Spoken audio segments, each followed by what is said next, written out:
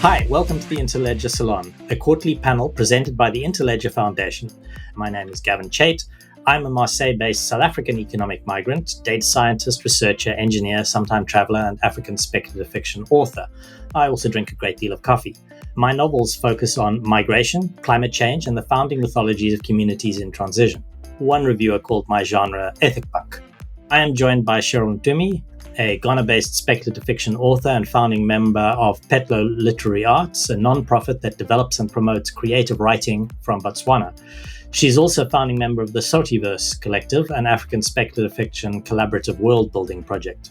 Dilman Dila is a Ugandan writer, filmmaker, and social activist. His short film, What Happened in Room 13, has been watched more than 8 million times on YouTube.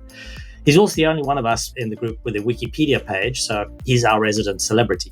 And finally, Jeremiah Lee, who has contributed to the development of the web monetization technology specification for over 4 years, received a grant from the Interledger Foundation to adapt the technology for social networks, and now works as a tech lead with the Interledger Foundation, supporting other grantees, including me, in building an open global payment network. So kicking us off, the golden age of authors' advances is long past. And after I finished my first novel back in 2015, I was expecting to self-publish. I knew absolutely I didn't want to be dependent on Amazon because I knew absolutely that a near future work of African speculative fiction is somewhat niche. I built my first self-publishing website, but scarcely done. Then I got picked up by Penguin Random House and had to shelve my ideas. I'm what could be called an African diaspora author. I have a European bank account, and so pitching my novel in the US and Europe is open to me.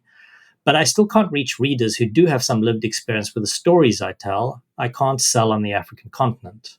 And even when I can sell, the costs are prohibitive. A book, especially a self-published book, is a relatively cheap item. Financial intermediaries charge minimum fees, and those minimums quickly limit the lowest price one can charge. Selling my books myself was looking like an insurmountable challenge until 2020 and Grant for the Web was launched. I was fortunate to be in the second cohort of grantees and built a version of Amazon Kindle using Interledger monetization. And that's when Cheryl Ntumy and I first began collaborating. We used my app to each submit a short story, edit each other's work, and then publish. Unfortunately, Quail, which was the only payment solution using Interledger at the time, closed, and with that, so did the app. Interledger regrouped and has focused on supporting payment providers and wallets. And now we're all trying again, but we've had a lot more time to think through what we want and how it might work. We're living in an absolutely numinous period for African speculative fiction, with authors drawing on the deep well of the continent's diversity, history, and mythology to tell compelling new stories. In 2022, I convened a reading group as part of the annual African Speculative Fiction Nomo Awards. Cheryl's Amazing They Made Us Blood and Fury was one of the submissions, and Dilman Dila's God of Love novella just blew me away. So, of course, I got a hold of him, and we've stayed in contact since. And the more I got to know other African authors, the more it started to feel as if we have a wall around us. Mainstream publishers treat African authors as a checkbox.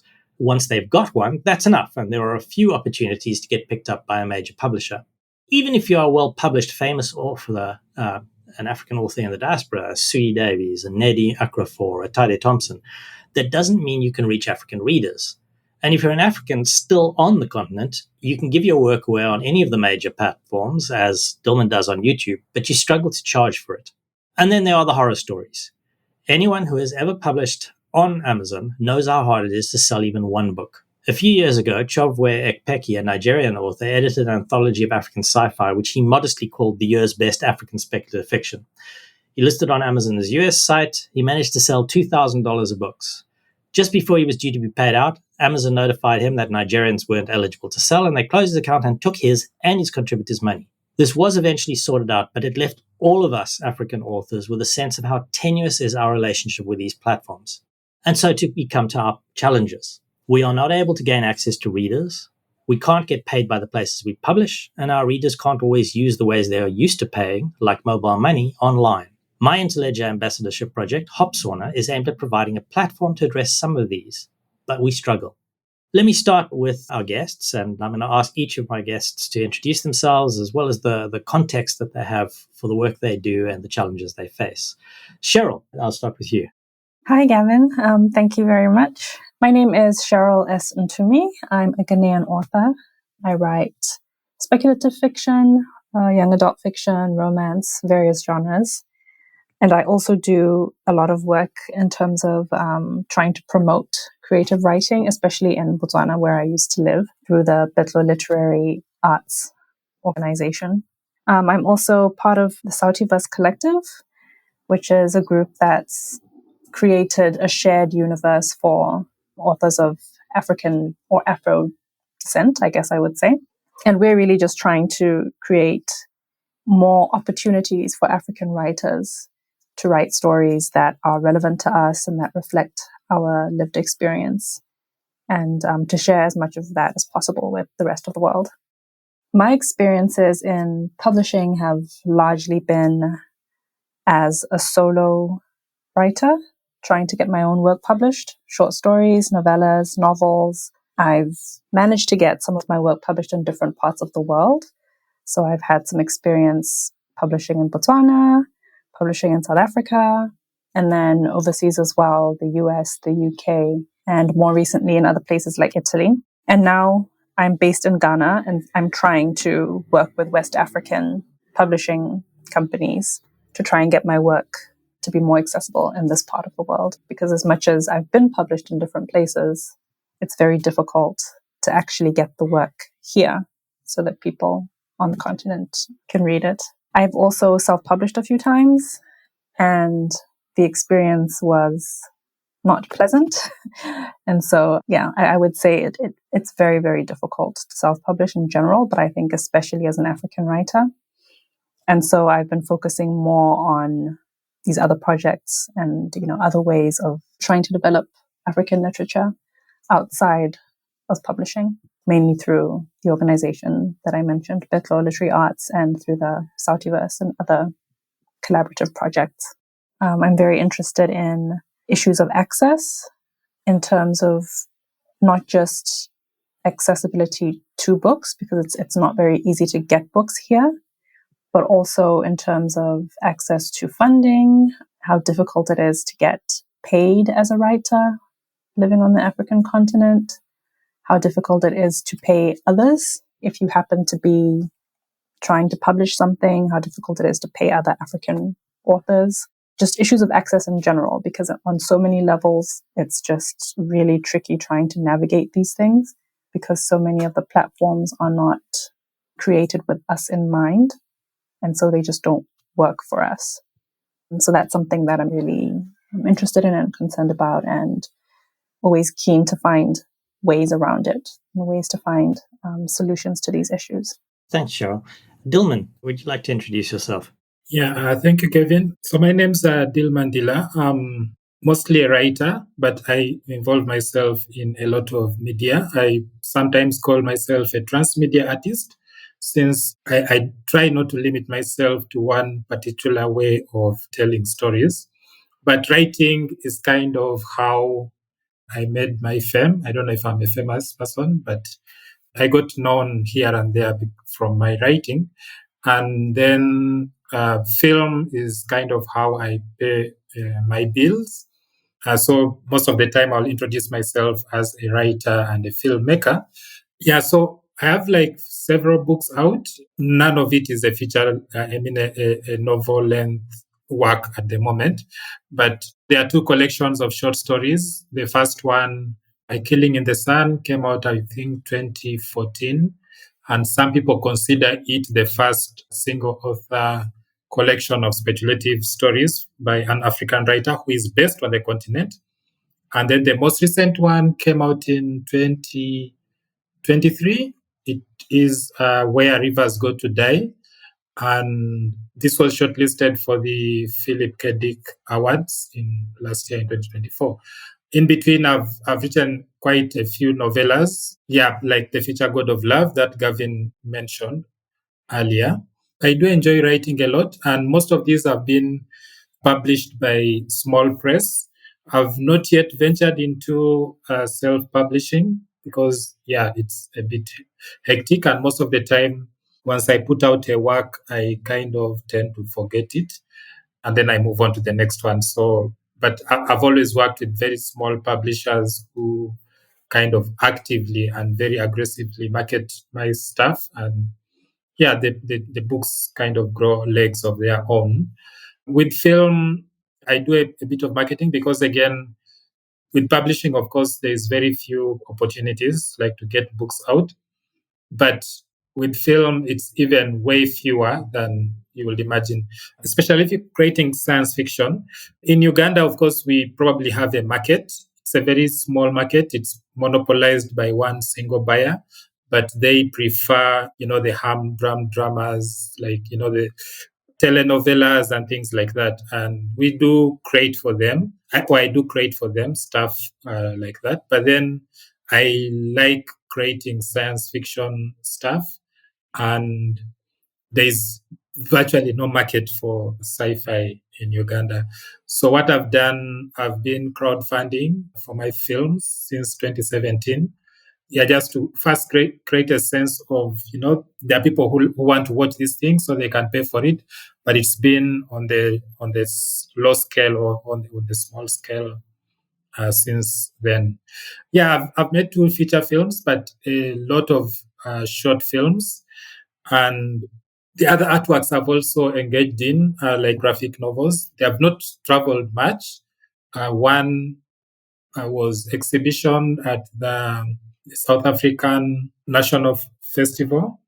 That was in 2020 when everything was shut down, and they wanted something that could serve online viewers. I mean, an online audience. And so I created for them an interactive graphic novel that you can click through the pages. It was kind of like a choose your own adventure kind of storytelling thing. And Jeremiah, if you can give us an introduction on yourself as well, please. Thanks, Gavin. Well, I'm not a fiction author, but I do write and publish content. I consider myself a humanitarian software developer and a digital human rights activist. And I've spent most of my life online.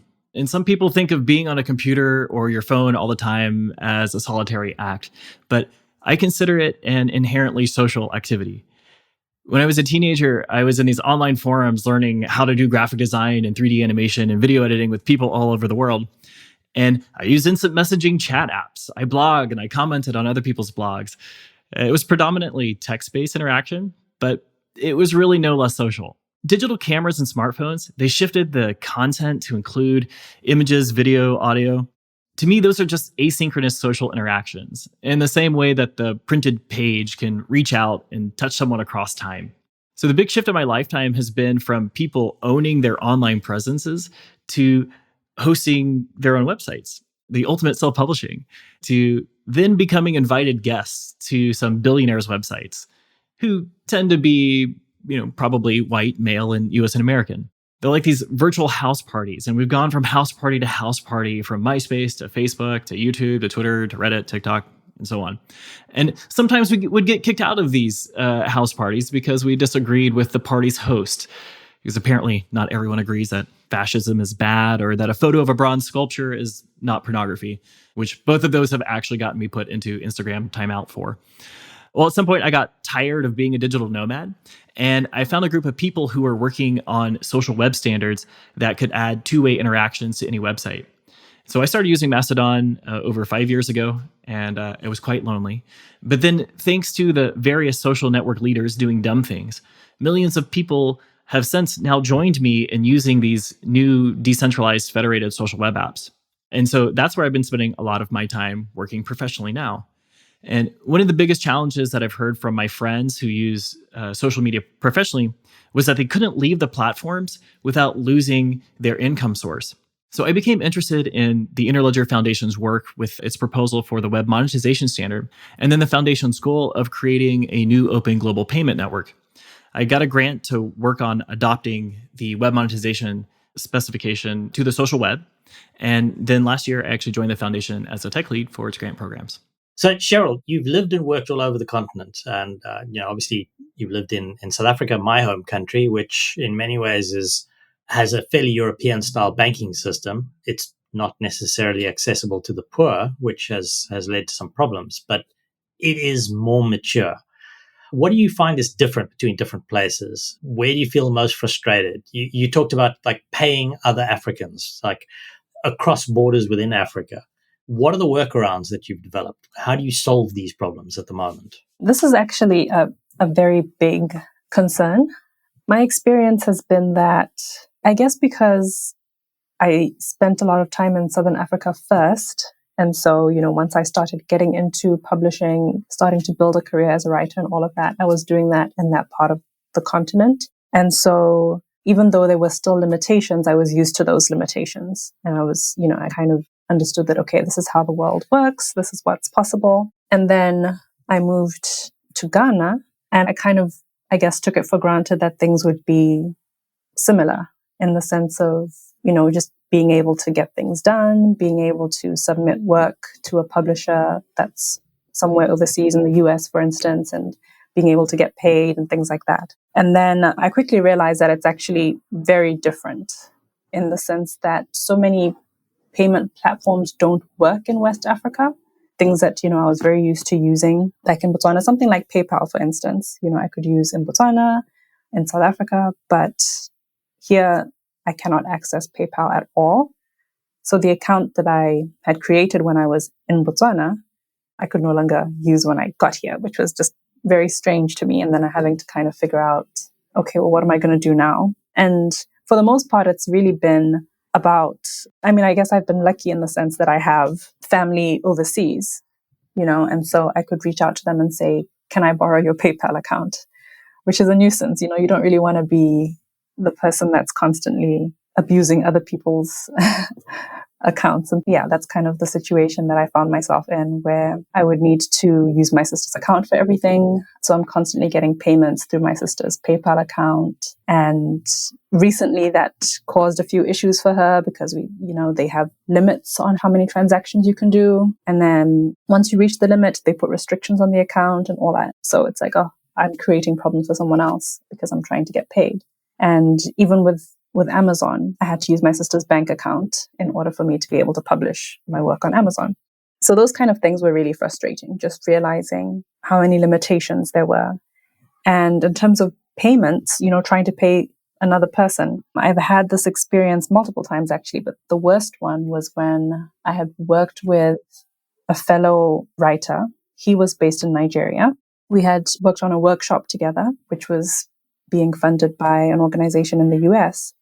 And they were having trouble paying him in Nigeria. So they asked if they could just send all the money to me, his payment as well as mine, and then I would figure out how to pay him. We all thought this would be fairly easy because, Ghana, Nigeria, we're in the same part of the world. It should not be an issue, but it was an issue. It was a very, very complicated thing trying to get money from my account into his account.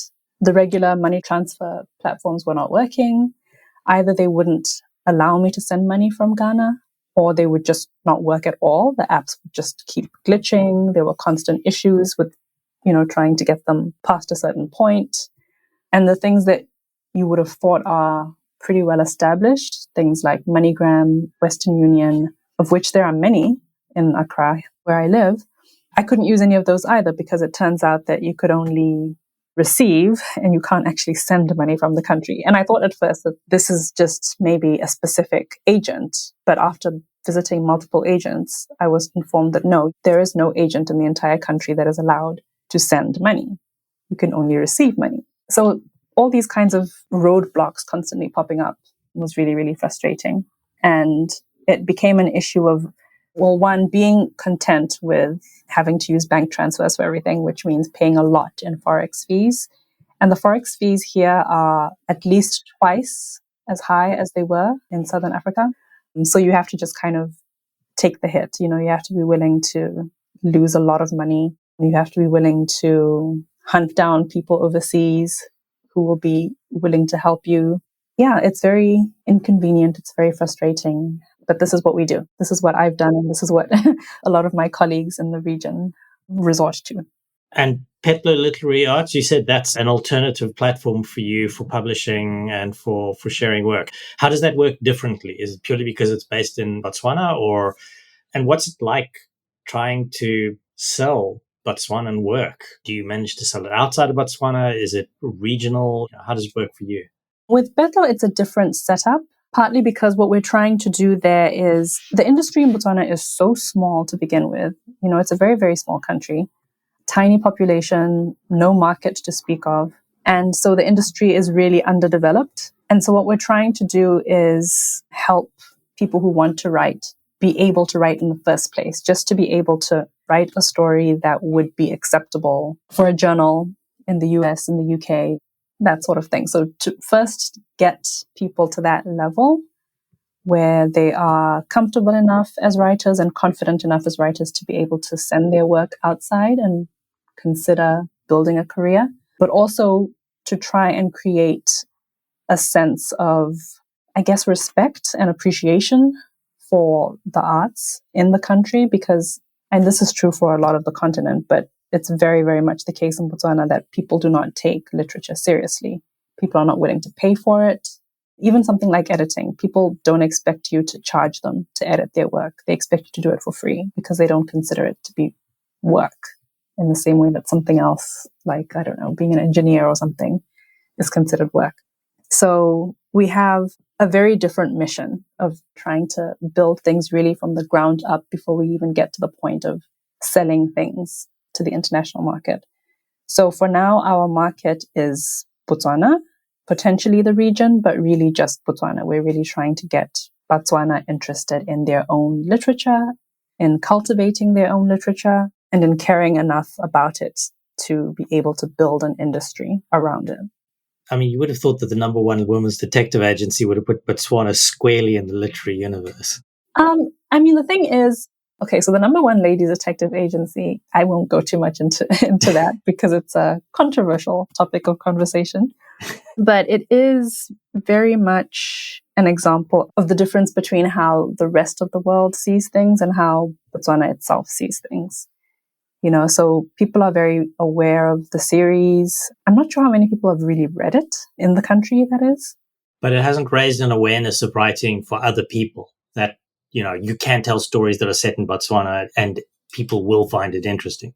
People are aware, but the people that are aware are few and far between. And it's still a very different thing because people will say, well, sure, but this is a Scottish guy who did it. It's not one of us who did it. It's not the same. And they would be right. You know, it's a completely different ballgame. And there aren't a lot of examples of literature from Botswana that have had that kind of impact. I mean, if you ask people who's the best known Botswana writer that they can name, people will really most often say Bessie Head. And then, of course, there's the contentious issue of, is Bessie Head technically a Botswana or technically a South African? We don't really know whether we can actually claim Bessie Head. You should do what the English do. They claim everybody as long as you're winning. Yeah, that's pretty much what happens. It's sort of, yeah, we'll say Bessie Head is, you know, our poster child. But yeah, people can't really name a lot of Botswana writers, which is a shame because now, especially over the last few years, there have been more and more writers from Botswana who've had success internationally. It's just that nobody knows about them in Botswana. So while they might be winning awards out there, getting nominated for things, someone like Tlotlo Tsamase, for instance, there aren't a lot of Botswana who have even heard of Tlotlo Tsamase, but she's making waves in the science fiction, fantasy world outside. So it's really about trying to create that awareness in the country.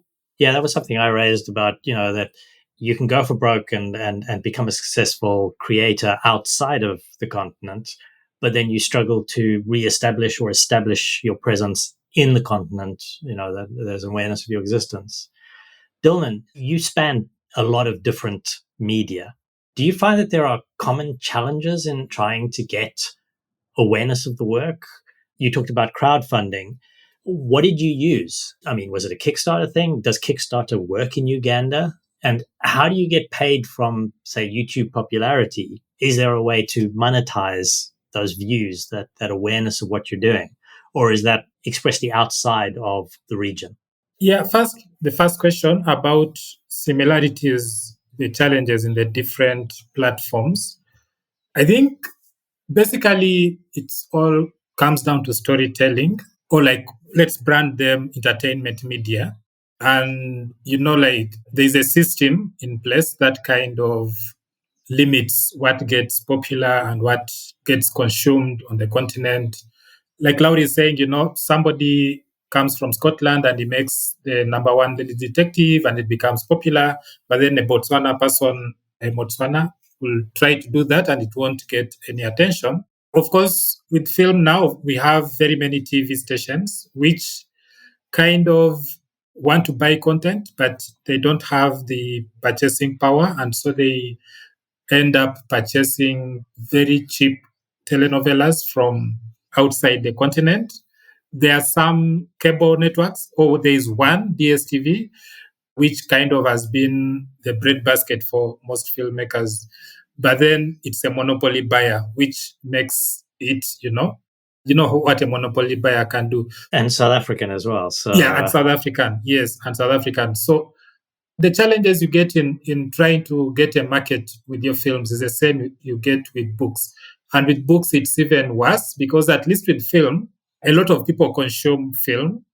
But then with books, we have a lot of readers. I'm not saying there is no reading culture, but it's again a misconception that there's no reading culture in Africa. But then the problem comes with the purchasing power, because for you to publish a book, you probably need to sell it for about $10. $10 comes to about 35,000, which if you translate it to rent, up to last year, I used to pay rent of like 400,000. So $10 is about 10% of my rent, And so, you weigh the options and you're like, okay, this is the big challenge. But then, of course, ebooks offered a kind of a way, because you could, you can set your costs a bit lower and still try to make a living. With these challenges, of course, most of my books are now published. The first one was published by South African, A Killing in the Sun, and then the others published by small presses in the US and the UK. So most of the readers are outside the continent. And for films, the viewers that I really consider actual viewers, because they are fans and they consume and they can pay for my films, are also based outside the continent, because the ones who consume my works through DSTV, it's a TV, and it's like one of the hundreds of telenovelas that they're showing, and most of the time it doesn't get the traction that I thought I'll need. And of course, TV, there's a way it treats stories as if it's in a factory instead of being an artwork. So I think I was one of the early adopters of YouTube. I put my first films on YouTube in 2005 when it had just come out, before Google actually bought it, and at that time it wasn't monetized. Then later on, Google monetized it, and for some reason they picked Uganda as one of the test countries for monetization. So the short film that I put there and that went kind of viral and got a lot of views, What Happened in Room 13, it did pay me well for the 3 years that the algorithm was in love with it. Because with YouTube, it's really not about the work, it's about the algorithm. And I got paid. It was a pretty much straightforward thing because they were using Western Union. So what will happen is they calculate the number of views, how much money you've made at the end of the month, and then they send you an email, and then you take the code to the Western Union agent, and then you can withdraw the money. So it was pretty much straightforward. Though the problem came in trying to withdraw the money, and banks will always have challenges. They will say, but how is the company paying you? They will expect you to get paid from an individual, especially being Western Union. And so I would have to go from one agent to the other until I found agents who were okay with just making the payments without asking questions of who sent the money, what is it for, and all that. That was kind of a blessing because at least I didn't struggle with payments in that way. But of course, there were fees, and also with the charges, how do you call it? The commission. Yeah, the commission and all that. So you will end up getting way less money than you actually were supposed to get. So if it was like $100, what you actually check out is maybe 90. So there is some money that you lose on the top. But then, with YouTube, it's a big corporation and they have their algorithms. And so at some point, they changed what their algorithm could recommend to people. I think for this particular film, they said it was adult content because of a like 3-second scene where there is love making, and it's not even an explicit love making scene. And I couldn't understand what was the issue with it, because a child could watch that film and not even know what is happening, or they might know, but I mean, there was no nudity in the sense of it wasn't pornography, but for some reason the algorithm stopped showing it around to people, and so I lost the revenue. Within the 3 years, I'd made about $8,000 over a 3-year period from that one film.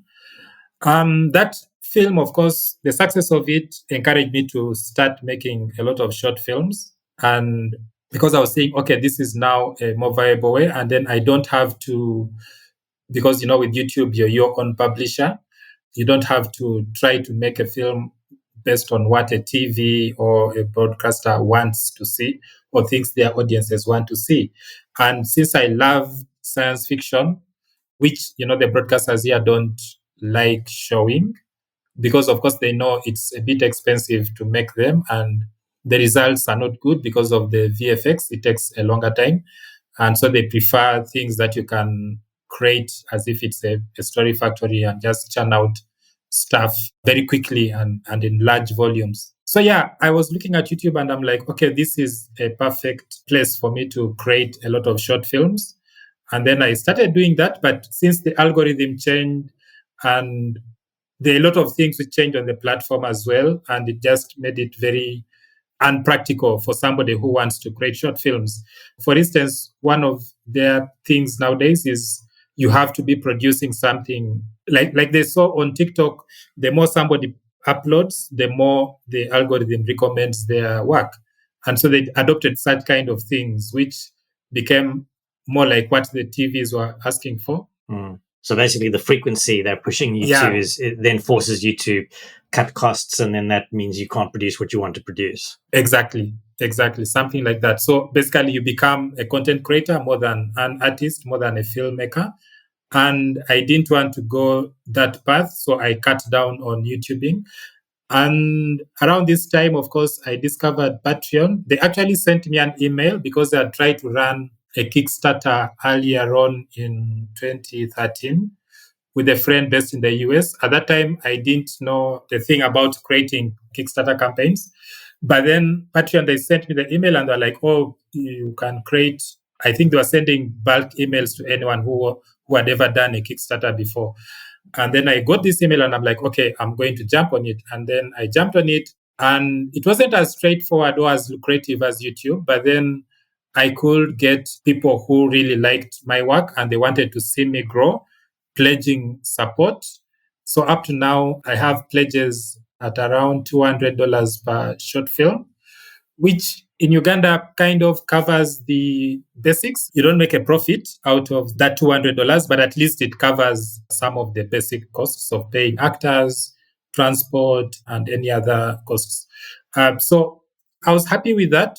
And again, Patreon, they were open with their payment systems. They have an option: either you get paid through the bank or you get paid through PayPal. Of course, the charges or the fees via the bank are much higher than if you get paid through PayPal.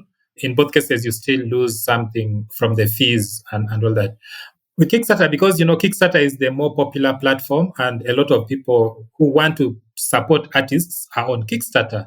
And so it is easier to raise thousands of dollars on Kickstarter than on Patreon. But then the challenge with Kickstarter is that it doesn't, like, anybody in the world can back the Kickstarter, but then only people in certain countries can create a campaign and get paid via Kickstarter. And when you look at these countries, they are mostly in Europe and in North America.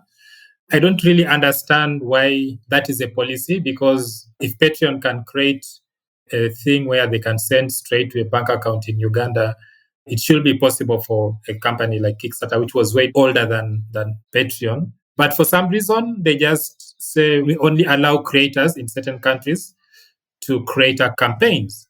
I looked up almost all other crowdfunding platforms, and they have this same policy. each and every one of them, apart from Patreon.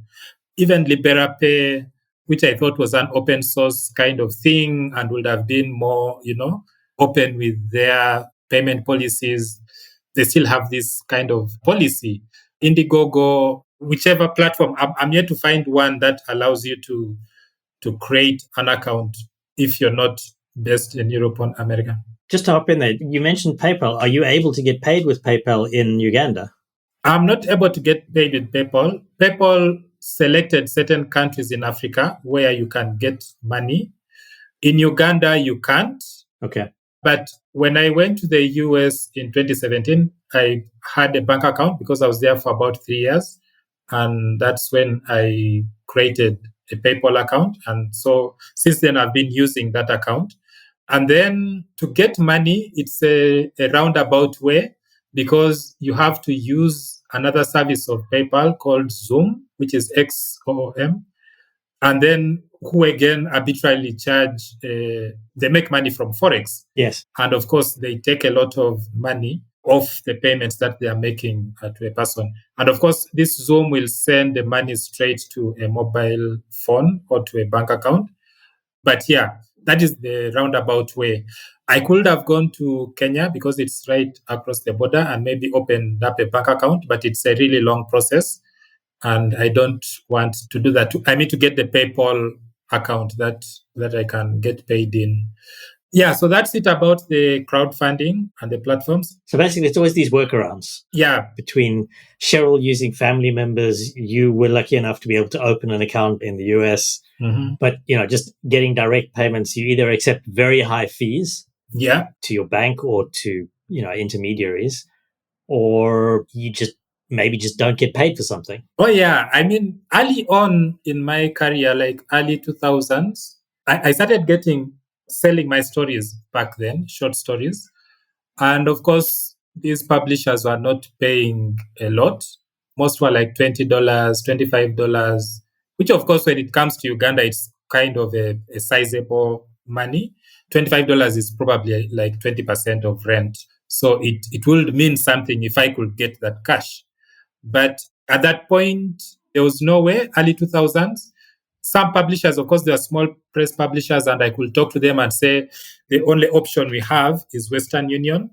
But then when they looked at the fees involved in sending money and very little money like that, they were like, they might have to spend more to send that little money. And so what I will tell them is, okay, can you pay me using books?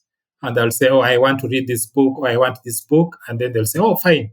And then they will buy me books worth the amount, and then they send over the books via the post office. One time, I think there was a university in the US, about 2013. They wanted to publish one of my stories so their students could use it for learning or something. And then they were like, what is the copyright fee? Or they're asking me basically for the payment. And I think we agreed on about $100, but they were like, we only pay with check. They can't do any other kind of payment. And I'm like, wow, a check issued in the US, by the time it reaches Uganda, I mean, I don't even want to know how it will be cashed and all that. And yeah, I did try to look up the possibilities, but it was not worth the hassle. Because by the end of the day, if the check came here, I will probably get like $10 out of the 100 because of the fees and all that. So I had to waive payment rights, and I gave the story for free to the university. That's it. Either you accept bad exchange rates, or you accept a platform to take some kind of fees, or you ask someone to pay you in kind with books or something like that. Mm. So Jeremiah, reflecting on these challenges, how do you see open payments bridging these problems that we're experiencing? And where is it going to be, say, social or political challenges, politics with a little p rather than with a big P? And where is it systems and technology? So what Dilman was referring to regarding all the crowdfunding platforms having the same country list, that's a result of only a handful of payment companies offering global multi-sided marketplace services, PayPal, Stripe, and Adyen. Now, those are necessary today due to the lack of a cost-effective global network for peer-to-peer payments. So we hear about the booming creator economy, but the reality is that it's selectively booming based on the countries that US tech companies and fintech companies choose to allow to participate economically. And this makes me think about financial exclusion. I have to consider if that exclusion is intentional, unintentional, or accepted exclusion. Intentional exclusion means that there's some kind of prejudice or there's some kind of incentive to not be inclusive, such as a market or a profit motive.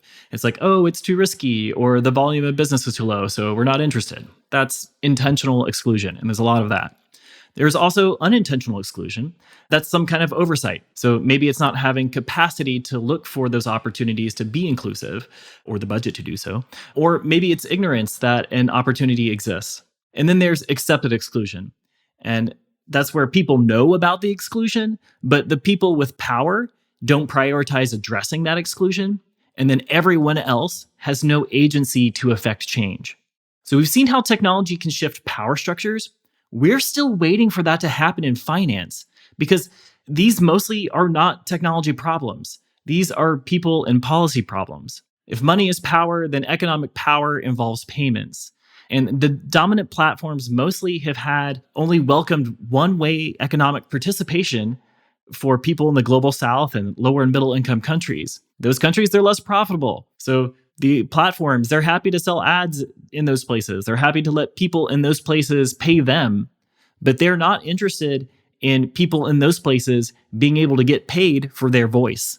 And we've got to get away from these gatekeeper platforms and replace them with decentralized infrastructure. So decentralizing will create the option for people who aren't profitable enough for those US companies. Those excluded people can then acquire the technical and operational skills to build something locally that then connects beyond their borders and beyond those power structures' exclusion.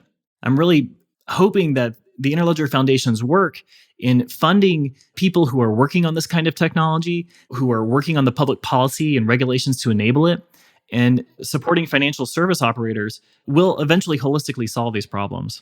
And you've also spent quite a bit of time advocating for open payments included in ActivityPub and Mastodon in these social media services.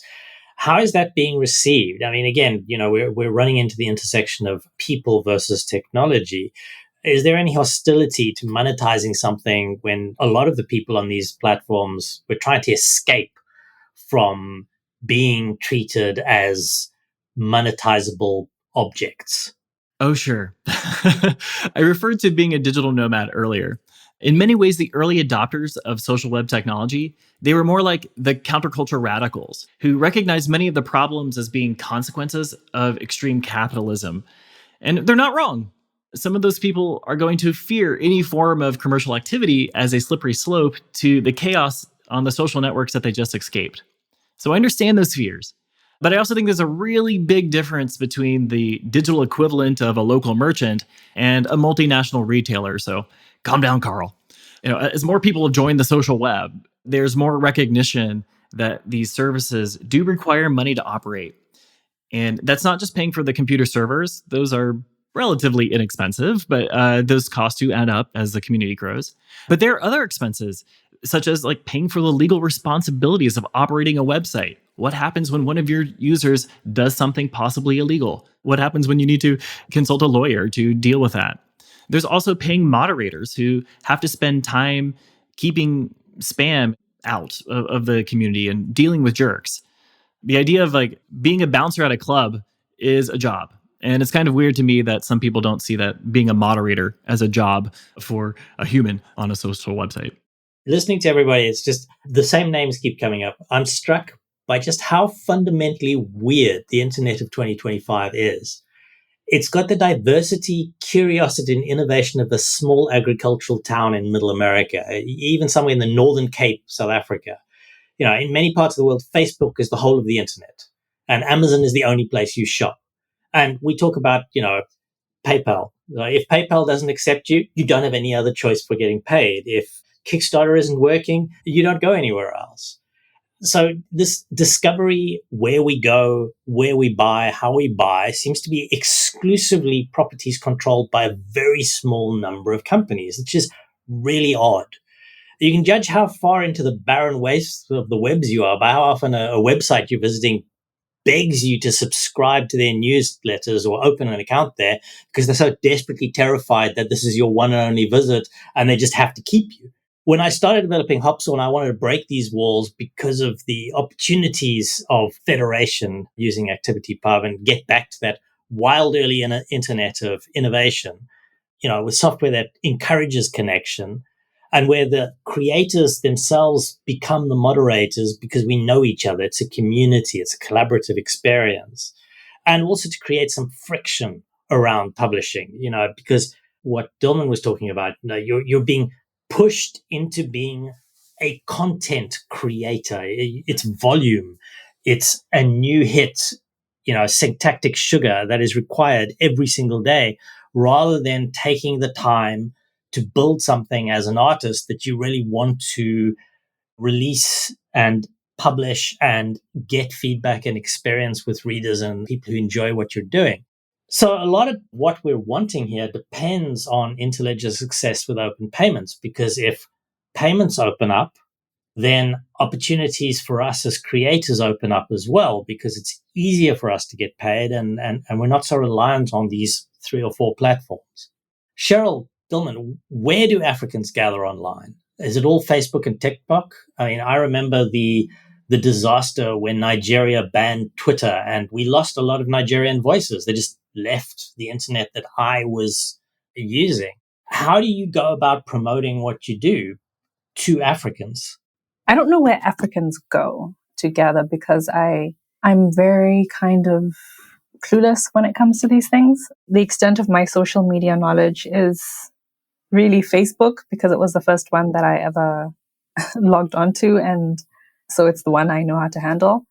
I never really got Twitter, and Instagram kind of confuses me. I have it and I try to use it. So I kind of do the obligatory thing of I'm supposed to announce I have a book coming out. Here's all the information, blah, blah, blah, blah, blah, all the things that you're supposed to do. But I don't really see the value of that kind of engagement. In my experience, the engagements that I found to be the most effective have been in, I guess, communities of writers. And this is both in real life and online, but where we have any kind of gathering for a specific purpose, like a reading or like an online book festival or an in-person book festival, anything where people are coming specifically because they genuinely are interested in books and in literature and in the arts. Those are the experiences that I've had where that's the most effective way to reach people. I feel like very often social media is just kind of putting out press releases and hoping for the best. Maybe that's just because I don't know how to do it, but yeah, that's been my experience. So in terms of online communities, really it's been communities that are built around a specific thing. Like in Botswana would be the Gaborone Book Festival. That's kind of become something that's taken off in the last few years, which has been really great to see. There's also book clubs that are starting to form. So things like that. I found those to be really, really great places to find readers and to meet people that are actually engaged and interested. And Dilman, for you, what is the way that you promote your work? Is it online? Is it to other Africans? What do you do? Most of my works, like I said earlier on, the readers who would actually pay for it are based either in Europe or in the US, because that's where you find huge fans of sci-fi and stuff like that. Within Uganda, mostly I will try to reach them via Facebook and Twitter, Instagram, and also YouTube, of course. But then with YouTube, most of what they will consume will be comedies and low-level entertainments. Like you wouldn't put a lot of effort into things that go on YouTube. Pretty much like what will actually go on TVs around here. So, but I stopped trying to use them actively for a while now. I've deleted my Facebook and Twitter and also Instagram. But then for the company, we still have a low-level presence on all these platforms. And when we put out like calls and things like that, it doesn't reach a massive audience, but it does reach a very limited audience. Most of the time, we actually rely on things like WhatsApp to get things moving around and word of mouth. And of course, the festivals that happen around Uganda, the book festivals, and also the literary activities that happen around Uganda and, Kenya, and maybe things like that. But for the last 3-4 years, around 2022, like I think most people, I discovered Mastodon, and then it was kind of like the web that I knew in the old days, the early 2000s, 2005s, because I told you that I started, using internet like in the early 2000s. Those are the days of MySpace. And I remember making a lot of good connections on MySpace. Even Facebook, when it had just come out, it was kind of a very friendly place to connect and to meet people and for your work to reach out. My first book, I think, traveled more using Facebook, A Killing in the Sun. We had a few online groups on Facebook. But then after a while, Facebook, of course, changed the way it recommends work to people. And they started forcing people to pay for you to reach, all the people who are following you. And it will show your works or your posts only to about 25% of the people who follow you, sometimes even less. So it did not become a very nice way to promote my works. But then on Mastodon, which is a decentralized kind of social media thing, I kind of found the internet the way it used to be back in the early 2000s. And there is no pressure to, post as much as you can. There's no algorithm to dictate who sees what you post. And it's also easy to find people who like the kind of things you create. I've kind of found a crowd of people there who kind of enjoy my work. And so this year I did a crowdfunding. It was outside of Patreon. And the response was overwhelming. And I'm like, oh, okay. This is the kind of place that, because even on MySpace, I remember doing a small crowdfund. Before crowdfunding was a thing, I just put out to the people who I was communicating with, and I was like, I needed about $300 to make it a small documentary. And 1 or 2 people reached out and sent some money via Western Union.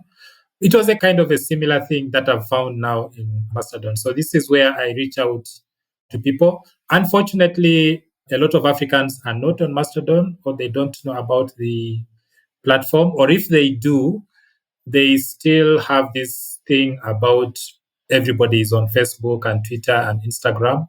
And so they are not migrating to the open web. But I think, like every other day, I keep seeing somebody either from Kenya or from Uganda popping up on my timeline, and I follow them. And so maybe in a few more years, it will gain traction and a lot more people will come over as, the mainstream platforms continue degrading themselves and all that. But yeah, for now, for me personally, I rely mostly on Mastodon to reach out to people who enjoy my work. And then we keep a very small presence for the company staff, mostly film staff, on YouTube, Facebook, and Twitter and Instagram. TikTok, a lot of Ugandans still are now using TikTok, and there's a lot of pressure to get on TikTok. But of course, the only challenge is, you're going there as a content creator and you have to do like 5 posts a day to even gain some kind of attention or to get any kind of attention from the algorithm, which I'm not really eager to do. But I see a lot of people going there now. Yeah, TikTok to me has become very successful amongst African creators. I mean, one of my favorites is a Kenyan guy who does a cooking show, and he's developed their technique for these very short videos that are kind of entertaining and high engagement. But obviously, it's challenging to produce it at pace.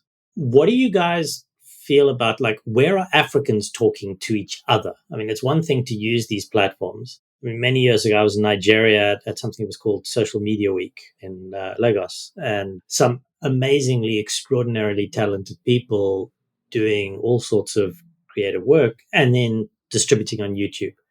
How are Africans talking to each other across borders? I mean, obviously, in Uganda, you can go to specific events, in Ghana, in Botswana. How do we meet across borders? I think for now, it's still mostly Facebook, Instagram. I see a lot of people, especially in the literary circles, and Twitter, of course, Twitter.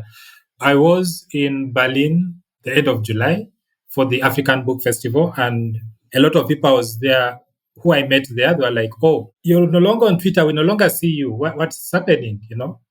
And one of the moderators, she went and asked me this on a session, and I was surprised that she's interested in why I quit Twitter. Yet this is where people are getting their works known to other people in the continent. So I think maybe Twitter is still very much the platform for a lot of creatives on the continent.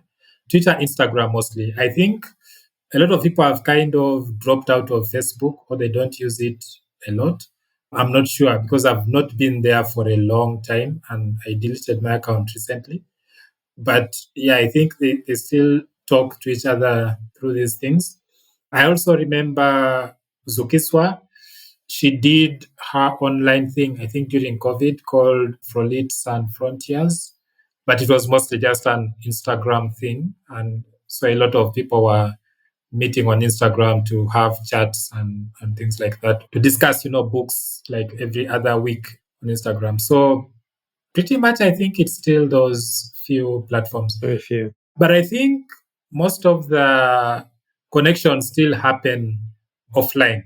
Like, you go to a festival, you go to Ake, you go to Nairobi Book Festival, you go to Time of the Writer. I think that's where still people talk to each other more than online, probably. So, Jeremiah, you saw the opportunity to combine ActivityPub, social media, Mastodon with Interledger far earlier than most. What drew you there? You've spoken a little bit about it, but how has your thinking developed over time as you've interacted with people, and especially in terms of how Cheryl and Dilman experienced the web? So the word commonly used on the social web is federation.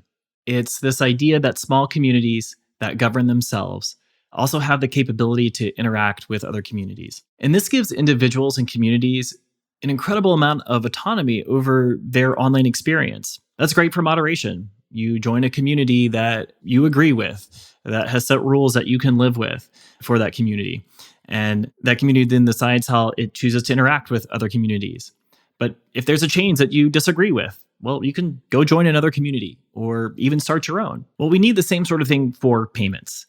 And to me, the solution is more financial service providers and smaller financial service providers. If we look at this community model, a community is a group of people who know each other, they trust each other, and they have found a way to care for each other collectively. So communities have come together and provided these sort of collective benefits in all sorts of ways, but we're still working on how to do that for financial services. Community banking, that exists in some places in a few different forms, but then the interconnection of those community banking systems, that's still a challenge. So my hope is that the community moderation model that seems to be working quite well for the social web, we can start to use that model and apply it to financial crime mitigation and then try to make those interconnections less risky.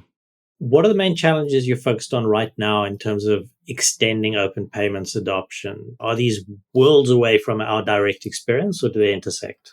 Well, starting a new open global payment network is really hard. And we now have the open source technology in place. That's great. But we still need competent financial service operators.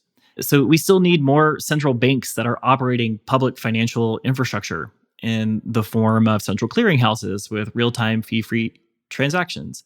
We need those clearinghouses in different countries to interconnect with each other. And then we still need updated regulations in some places. We still need adoption of these payment methods by people. The Interledger Foundation is working with grantees in all of these areas, and it's not a problem that humanity is going to solve next year, but I do think that it's a problem that we can solve in a decade. And we solve it by strengthening democratic institutions, investing in digital public infrastructure, and eventually demanding more equitable financial services. So that's why I'm hopeful about it. So we had some leading questions now. Obviously, I'm working on Hop Sauna, trying to make sure that it can be a good first release that addresses some of these challenges here. So it's a question to everybody. In terms of it being a creator community, what do you think is a priority that you need to get paid and to have others able to support you right now? What are priorities that are on top of mind for you guys? I mean, I think I would say the main thing is just a system that is easy enough to use, that aligns with systems that we might already have in place. You know, if something works with mobile money, for instance, That's great. Something that can work across borders, that can be applicable in different parts of the continent and can also work overseas. I'm not sure what this would look like technically, but just do away with this ridiculous kind of leap whack-a-mole type thing like Dilman was describing, where you get paid to one provider, then you have to go to another provider to get it transferred from there, maybe do 3 or 4 hops before it eventually ends up in the actual account you use. Yes. So I mean, the simpler the better, really, if that's at all possible, because I don't think we're expecting anything too dramatic. I think we sadly are used to having limits to what we can do and what we can achieve. And we're used to having to struggle a little bit to get things done. But we shouldn't have to struggle this much. There's an epic Senegalese movie about a dude who gets a payment from Europe and has to spend the entire movie trying to figure out how to transfer it into real money. Exactly. This is not what we want. If we can just avoid that situation, I think it would make a huge, huge difference. Dilman, do you want to jump in? Yeah, I think for me, payment will probably be something that somebody can use mobile money, not just to receive, but also to make the payment across, borders. Because if I'm going to sell my books and I want to sell it to a Kenyan who only has, M-Pesa, MTN mobile money, of course, it is possible to do the transfers from one system to another. But then this is only possible if, like, maybe Safaricom has an understanding with MTN and then they create the link between the two systems. I'm not sure if, like, I can send money to MTN Rwanda. I don't know how it works. Or to Nigeria, if I want to buy a book from Nigeria, and it's like $5 or $10, and I want to use my mobile money payment. Is that going to be possible? If there's a platform that can do this thing automatically, and then I make a payment on mobile money in Uganda, the Nigerian withdraws it on their mobile money, I mean, that will be really cool, and that will change things a lot. I know, like, many countries already have fairly advanced mobile money systems. In Kenya right now, I was there at the end of June, but I was surprised that almost everybody was asking for M-Pesa payments. Even, the border guys and people selling things at the roadside, they will ask you, do you have M-Pesa? And I'm like, wow. Also, when I went to Zimbabwe in 2018, they were almost entirely on cashless because, they had problems with inflation and all that. But of course, most of these systems are locked within the countries. And for somebody to publish and sell, like if I'm to publish a book, I'm not going to sell it only to Ugandans. It will have to go to all over the continent. And it will be really nice if anybody from anywhere can use their mobile money to buy the book and I get the money on my mobile money here. That will be fun. Picking up on mobile money, I mean, many of the listeners to this podcast are likely to not be from Africa and might find the whole conversation about mobile money deeply mysterious. And the extent to which Africans have adopted mobile money, and the fact that when we talk about mobile money, it's not one thing. It's multiple systems, mostly based on mobile phones, originally starting with Kenya's M-Pesa, using prepay, that people would send each other airtime, which became a means of exchange and eventually just became money. It's exciting. It's been in many ways life-changing across the continent. It's brought a version of banking to people who otherwise wouldn't have been able to get one. Is there any other emerging technologies that you're seeing that would be interesting, that might be worth including in this type of conversation? Beyond mobile money, what's next? I don't know if there's anything next beyond that. I mean, banks are now also having their own kind of mobile money versions because, they got a lot of competition from mobile money itself. And so right now I can use my banking app on my phone without having to use a credit card. I don't know how much their things are, but of course, because most of their mobile banking things still have to work with the mobile money number. But yeah, I think it will be good to look at the options, the mobile money options within the banking systems. So, for example, it could be possible to create a mobile money number within a platform, say in Uganda. So, if you're in a bank in Uganda and you want to make a transaction to somebody in Nigeria using the mobile banking app, of course, it will not allow you to go beyond Uganda with this mobile banking. But then maybe you send it to this number on MTN in Uganda and then in the platform, and then the platform sends it to another number in basically a system of rerouting payments using mobile money. I don't know how to put it, but it could work, like I'm in Uganda with the bank app without mobile money, but then somehow I think that will be a way to look at it, because a lot of people fear to use their credit cards in these countries, but they are more open to using mobile banking and mobile money. Is that because you can limit the amount of money you're carrying in your mobile money accounts? And so, if it's lost, it's kind of the loss is limited, whereas people are worried that their credit card number might be stolen and then additional charges are made. Is that the concern? I think it's maybe just adoption rates, because people have more easily adopted mobile money. And it is something everybody quickly understands before they begin understanding credit cards. You get credit cards, They came in pretty late. I know we first had ATM cards, and most of the time you couldn't use your ATM card online or in many platforms. It was mostly limited just to the ATM card. But of recent, of course, they expanded with Visa and MasterCard coming. They expanded it to become debit cards. But still, people, they get hesitant with these kind of things. And I think the cases of scamming using credit cards way higher than using mobile money, because I've used my debit card on Amazon. This was actually last year, and it was in Amazon Dubai, where I wanted to buy some batteries, but then the card was rejected for reasons I couldn't tell. But then 6 hours later, a transaction was made on my card via Amazon Dubai, and then I had to call the bank quickly, and then they refunded the money. But I mean, people keep getting these kind of scams, especially even from the platforms like Amazon that you could trust. And when I looked online, I saw there was a lot of scam just within Amazon staff themselves.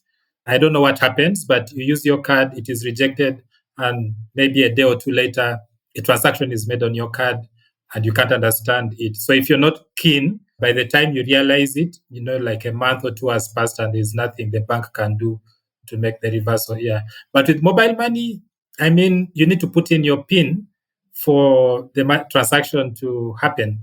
It's almost like using an ATM card, like you can't get out money unless you put in your PIN. So there is some level of security for people there. So it's much more secure. So I've saved for one of the last questions. I've saved my most contentious question. Which country has the best jollof? I have an opinion. I'll probably be excluded from West Africa. I have to be honest. I've only tried the jollof from Ghana and Nigeria, so I cannot include any other nation. But I will say, in my view, and this is not just because I'm from Ghana, but I do really think that the Ghanaian one is better. I must say, I like the Senegalese jollof quite a lot because they use broken rice and it's got a very different texture and I really like it. I love Ghanaian food. Nigerian food is like, I always used to describe it like Nigeria is to Ghana what India is to Nepal. The cuisine in Ghana for me is just a little bit more elevated and less harsh, shall we say. The first time I went to Nigeria, because I kept hearing of jollof.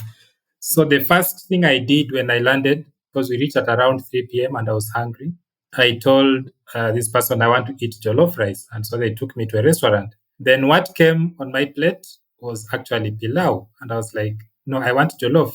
And they're like, yeah, that is jollof. And I was like, but this is pilau. It's not jollof. And they're like, yeah, we call it jollof here. And I'm like, okay, this is a scam, Yeah, but yeah. So you're never going to be allowed back into Nigeria now. Yeah, the Nigerians were really angry when I said that it's just pilau. Any last thoughts? Any last words from anybody as we round off? Well, I know the best place for jollof is not Sverige, Sweden, because no one comes here for the food. And I can't wait to try it when I go to West Africa. I think we need to have one of the next Interledger conferences in West Africa. It would be a dining experience for people. Well, thank you very much, everyone. Cheryl, Dilman, Jeremiah, it's been fantastic discussing with you. And to everybody listening, thank you for being part of this conversation. Yeah, so it's been nice. Thank you very much for having me on this show.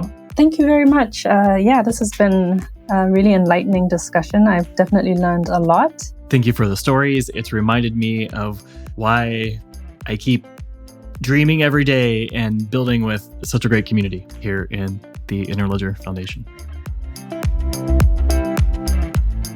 What we've explored today reminds us that financial systems aren't just about infrastructure or code.